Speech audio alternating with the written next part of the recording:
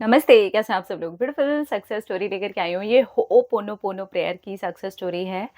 इससे एक्चुअली इन्होंने जो मैनिफेस्ट किया है वो मैं ऐसे बता नहीं पाऊँगी। चलो मैं आपको ना पहले सक्सेस स्टोरी सुनाती हूँ ताकि आप समझो कि मैं क्या बताना चाहती थी। नमस्ते मैम, आप कितने अच्छे हो आपको नहीं पता। मेरी लाइफ पूरी 6 साल में बर्बाद हो रही थी, लेकिन मैंने होओपोनोपोनो प्रेयर करके ऐसा मैनिफेस्ट किया जो मुझे आज खुद को अनबिलीवेबल लगता है। मैं एक पढ़ी-लिखी लड़की हूँ, लेकिन मेरी शादी एक पुलिस वाले टॉक्सिक इंसान से कर दी गई, जो मुझे मारता था, मुझे गंदी-गंदी गालियाँ देता था, मेरे माँ-बाप को भी गंदी-गंदी गालियाँ देता था। उसने मेरे इतनी ज़्यादा गलत हालत कर दी थी कि मेरा 2 बार अबॉर्शन भी हुआ और उसके बाद में भी उस इंसान ने कभी भी मेरी इज़्ज़त नहीं करी। मैं एक ऐसी टॉक्सिक मैरिज में फँस गई थी, जिसका मैं कोई रिपोर्ट भी लिखवाने के लिए जाती थी, तो मेरी कोई नहीं सुनता था।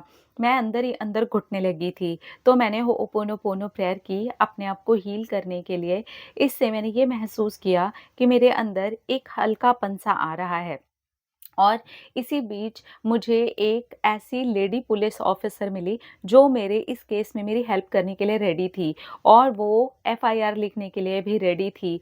वो मेरा केस हैंडल करने के लिए भी रेडी थी और उसने मुझे ये तक कह दिया कि तू चिंता मत कर, मैं हूँ तेरे साथ में। इस आदमी से मैं तुझे आज़ाद करवा के ही दम लूँगी। और वो लड़ने लगी। वो नई-नई आई थी इस पुलिस चौकी में।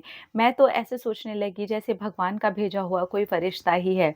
और सच में शांभवी दीदी उसने मेरी इतनी ज़्यादा मदद करी कि मैं आपको क्या बताऊँ। होओपोनोपोनो प्रेयर से मैं अंदर से तो हील हो ही चुकी थी, लेकिन अब मुझे लड़ने की ताकत भी आ गई थी। जो मैं मुँह खोल कर के उसके सामने नहीं बोल पाती थी, वो लेडी कांस्टेबल ने मुझे इतनी हेल्प करी क्योंकि जो ऑफ़िसर थीं, उन्होंने एक कांस्टेबल से मेरी हमेशा बात करवाई। वो थोड़ी-सी खड़ी-खड़ी भाषा में बात करती थी और वो मुझे बोलती थी, "तू भी ऐसे ही बोल दिया कर, तू टेंशन मत लिया कर, पुलिस वालों को ऐसी भाषा भी समझ में आती है और ख़ास तौर पर तेरे आदमी को तो यही भाषा समझ में आती है।" तो वो कांस्टेबल मेरी बहुत मदद करती थी और मुझे ऑफ़िसर ने भी ये बोला, "जो भी ये तुझे समझाती है, तू बिल्कुल वैसा ही करते जाना क्योंकि इसको मैं गाइड करती हूँ, मैं हर वक़्त तेरे केस पर नहीं लगी रह सकती।" तो फिर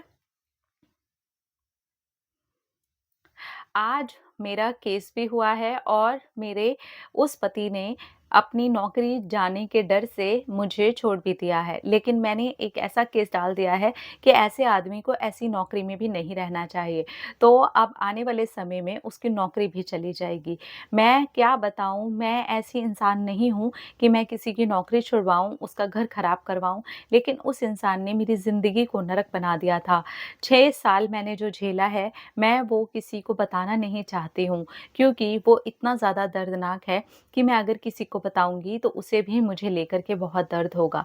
लेकिन ये हीलिंग प्रेयर से इतना तो हो गया कि मेरे अंदर एनर्जी बढ़ गई, मैं हील हो गई, मैं शक्ति से भरने लगी और अपने आप ही ये सब मैनिफेस्ट होने लगा। जो 6 साल में नहीं हुआ था, वो लेडी इंस्पेक्टर का यहाँ आना और उनका मुझे एक लेडी कांस्टेबल की हेल्प से थोड़ा-सा चेंज करवाना और मेरा अपने लिए लड़ना, ये सब कुछ अपने आप ही मैनिफेस्ट होता चला गया क्योंकि मैं हमेशा अपनी फ्रीडम के लिए यूनिवर्स से सपोर्ट माँगती थी और वो हीलिंग करने के बाद अपने आप ही मुझे सपोर्ट भी मिलना शुरू हो गया।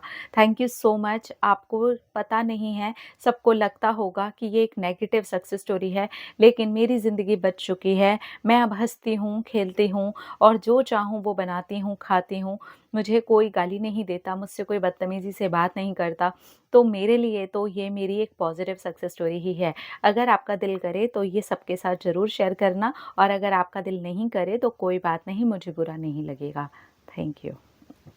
क्यों नहीं शेयर करेंगे? किसी टॉक्सिक रिलेशनशिप में से बाहर निकलना, ये भी एक सक्सेस स्टोरी होती है।